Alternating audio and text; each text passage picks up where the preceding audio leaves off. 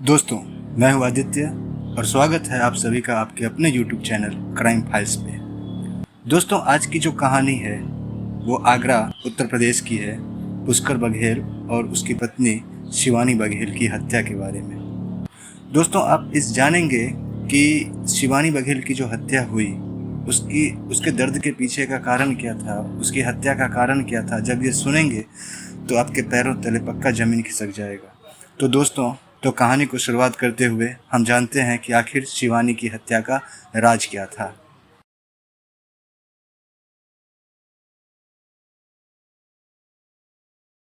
बीस नवंबर 2018 की सुबह जब पुष्कर और उसकी मां सोकर उठे तो शिवानी घर में दिखाई नहीं दी। उन्होंने सोचा पड़ोस में कहीं गई होगी, लेकिन इंतजार करने के बाद भी जब शिवानी वापस नहीं आई तो उसकी तलाश शुरू की गई। जब वह कहीं नहीं मिली तो पुष्कर ने अपने ससुर गंगा सिंह को फ़ोन करके शिवानी के बारे में पूछा। यह सुनकर गंगा सिंह चौंके, क्योंकि वह मायके नहीं आई थी। उन्होंने पुष्कर से पूछा, क्या तुम्हारा उसके साथ कोई झगड़ा हुआ था? इस पर पुष्कर ने कहा, शिवानी के साथ तो कोई झगड़ा नहीं हुआ। सुबह जब हम लोग जागे शिवानी घर में नहीं थी। इधर उधर तलाश किया, जब वो कहीं नहीं मिली तब फ़ोन करके आपसे पूछ रहे हैं। बाद में पुष्कर को पता चला कि शिवानी घर से 25,000 की नकदी व आभूषण लेकर लापता हुई है। कुछ ही देर में मोहल्ले भर में शिवानी के गायब होने की खबर फैल गई तो पास पड़ोस के लोग पुष्कर के घर सामने जमा हो गए। उसने पड़ोसियों को शिवानी द्वारा घर से नकदी व आभूषण ले जाने की बात बताई। इस पर सभी ने पुष्कर को थाने में रिपोर्ट दर्ज कराने की सलाह दी। जब शिवानी का कहीं कोई सुराग नहीं मिला तब पुष्कर ने 23 नवंबर को थाना शाहगंज में शिवानी की गुमशुदगी दर्ज कराई। पुष्कर ने पुलिस को बताया कि शिवानी अपने किसी प्रेमी से मोबाइल पर बात करती रहती थी। दूसरी तरफ शिवानी के पिता गंगा सिंह भी थाना पंथौली पहुंचे। उन्होंने थाने में अपनी बेटी शिवानी के साथ ससुराल वालों द्वारा मारपीट व दहेज उत्पीड़न की तहरीर दी। गंगा सिंह ने आरोप लगाया कि ससुराल वाले दहेज में 2 लाख रुपए की मांग करते थे। कई बार शिवानी के साथ मारपीट भी कर चुके थे। उन्होंने ही उनकी बेटी शिवानी को गायब किया है। साथ ही तहरीर में शिवानी के साथ किसी अनहोनी की आशंका भी जताई गई। गंगा सिंह ने पुष्कर और उसके घर वालों के खिलाफ थाने में दहेज उत्पीड़न व मारपीट का केस दर्ज करा दिया, जबकि पुष्कर इस बात का शक जता रहा था कि शिवानी जेवर नकदी को लेकर किसी के साथ भाग गई है। काफ़ी मशक्कत के बाद भी शिवानी के बारे में कोई जानकारी नहीं मिली।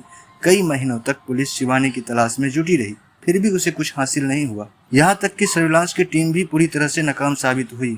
कई पुलिसकर्मी मान चुके थे कि अब शिवानी का पता नहीं लग पाएगा। सभी का अनुमान था कि शिवानी अपने किसी प्रेमी के साथ भाग गई और उसी के साथ रह रही होगी।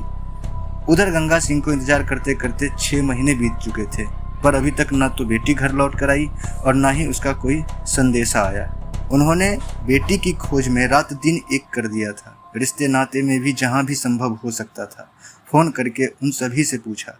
उधर पुलिस ने इस मामले को ठंड बस्ते में डाल दिया था, क्योंकि पुलिस को भी कुछ हाथ नहीं लग रहा था। मगर गंगा सिंह ने हिम्मत नहीं हारी। न्याय न मिलता देख गंगा सिंह ने प्रयागराज हाई कोर्ट की शरण ली, जिसके फलस्वरूप जुलाई 2019 में हाई कोर्ट ने इस मामले में संज्ञान लिया। माननीय हाई कोर्ट ने आगरा के एसएसपी को कोर्ट में तलब करके उन्हें शिवानी का पता लगाने के आदेश दिए। कोर्ट के आदेश के बाद पुलिस हरकत में आई। एसएसपी बबलू कुमार ने इस मामले को खुद देखने का निर्णय लेते हुए शिवानी के पिता गंगा सिंह को अपने ऑफिस में बुलाकर उनसे शिवानी के बारे में पूरी जानकारी हासिल की। इसके बाद बबलू कुमार ने एक टीम का गठन किया। लापता शिवानी की तलाश में पुलिस की 2 टीमें उत्तर प्रदेश के अलावा राजस्थान के जिलों में भेजी गई। पुलिस ने शिवानी के मायके से लेकर ससुराल पक्ष के लोगों से जानकारियां जुटाई, फिर कई अहम साक्ष्यों की कड़ियों को जोड़ना शुरू किया। शिवानी के पति पुष्कर के मोबाइल फ़ोन की घटना वाले दिन की लोकेशन भी चेक की। करीब 1 साल तक पुलिस शिवानी की तलाश में जुटी रही। जांच टीम ने शिवानी के लापता होने से पहले जिन जिन लोगों से उसकी बात हुई थी उनसे गहनता से पूछताछ की। इससे शक की सुई शिवानी के पति पर जाकर रुकने लगी। पुष्कर पर शक होने के बाद जब पुलिस ने उससे पूछताछ की तो वो कुछ नहीं बोला। तब पुलिस ने उसका नार्को टेस्ट कराने की तैयारी कर ली थी। नार्को टेस्ट कराने के डर से पुष्कर टूट गया और उसने 2 नवंबर 2019 को अपना जुर्म कबूल कर लिया। पुष्कर दिल्ली में रहता था, जबकि उसकी पत्नी शिवानी आगरा के शाहगंज स्थित अपने ससुराल में रहती थी। वह कभी कभी अपने गांव जाता रहता था। उसकी गृहस्थी ठीक चल रही थी, लेकिन शादी के 2 साल बाद भी शिवानी मां नहीं बनी तो इस दंपति की चिंता बढ़ने लगी। पुष्कर ने पत्नी का इलाज भी कराया, लेकिन कोई फायदा नहीं हुआ। इसके बाद बच्चा ना होने पर दोनों एक दूसरे को दोषी ठहराने लगे, लिहाजा उनके बीच कलह शुरुआत हो गई।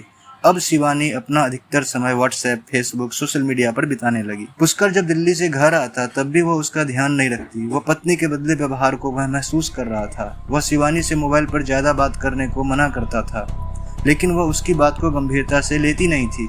इस बात को लेकर दोनों में अक्सर झगड़ा होता रहता था। पुष्कर को शक था कि शिवानी के किसी और से नाजायज संबंध है। घर में कलह करने के अलावा शिवानी ने पुष्कर को तवज्जो देनी बंद कर दी थी, तो पुष्कर ने परेशान होकर शिवानी को ठिकाने लगाने का फैसला ले लिया। इस बारे में उसने अपनी मां गायत्री और वृंदावन निवासी अपने ममेरे भाई वीरेंद्र के साथ योजना बनाई। योजना अनुसार 20 नवंबर 2018 को उन दोनों ने योजना को अंजाम दे दिया। उस रात जब शिवानी सो रही थी तभी पुष्कर शिवानी की छाती पर बैठ गया। माँ गायत्री ने शिवानी के हाथ पकड़ लिए और पुष्कर ने वीरेंद्र के साथ मिलकर रस्सी से शिवानी का गला घोंट दिया। कुछ देर छटपटाने के बाद शिवानी की मौत हो गई। हत्या के बाद पुष्कर की आंखों के सामने फांसी का फंदा झूलता नजर आने लगा। पुष्कर और वीरेंद्र सोचने लगे कि शिवानी की लाश से कैसे छुटकारा पाया जाए। काफी देर सोचने के बाद पुष्कर के दिमाग में एक योजना ने जन्म लिया। पकड़े जाने से बचने के लिए रात में ही पुष्कर ने शिवानी की लाश एक तिरपाल में लपेटी, फिर लाश को अपनी मोटरसाइकिल पर रख करके घर से 10 किलोमीटर दूर ले गया और वीरेंद्र ने लाश पकड़ रखी थी। वीरेंद्र और पुष्कर शिवानी की लाश को मलपुरा थाना क्षेत्र की पुलिया के पास लेदर पार्क के जंगल में ले गए, जहां दोनों ने प्लास्टिक के तिरपाल में लिपटी लाश पर मिट्टी का तेल छिड़ककर आग लगा दी। प्लास्टिक के तिरपाल के कारण शव काफी जल गया था। इस घटना के 17 दिन बाद मलपुरा थाना पुलिस को 7 दिसंबर 2018 को लेदर पार्क में एक महिला का अधजला शव पड़ा होने की सूचना मिली थी। पुलिस ने लाश बरामद कर उसकी शिनाख्त कराने की कोशिश की, लेकिन शिनाख्त नहीं हो सकी। शिनाख्त न होने पर पुलिस ने जरूरी कार्रवाई कर वो पोस्टमार्टम के लिए भेज दी, साथ ही उसकी डीएनए जांच भी कराई। पुष्कर द्वारा अपराध स्वीकार करने के बाद मलपुरा थाना पुलिस को भी बुलाया गया। पुष्कर पुलिस को उसी जगह लेकर गया जहां उसने शिवानी की लाश जलाई थी। इससे पुलिस को यकीन हो गया कि हत्या उसी ने की है। मलपुरा थाना पुलिस ने 7 दिसंबर 2018 को यह बात मान ली कि महिला की जो लाश बरामद की गई थी वह शिवानी की ही थी। पुलिस ने पुष्कर से पूछताछ के बाद उसकी मां गायत्री को भी गिरफ्तार कर लिया, लेकिन वीरेंद्र फरार हो चुका था। दोनों को कोर्ट में पेश किया गया, जहां से दोनों को जेल भेज दिया गया, जबकि हत्या में शामिल तीसरे आरोपी वीरेंद्र की गिरफ्तारी नहीं हो सकी थी। तो दोस्तों, ये थी शिवानी के क्रूर हत्या की कहानी, और ऐसे ही जघन्य अपराध और क्रूरतम भरी कहानियों को सुनने के लिए आप हमारे चैनल को सब्सक्राइब करें और लाइक करें वीडियोस को। तो मिलते हैं नेक्स्ट वीडियो में।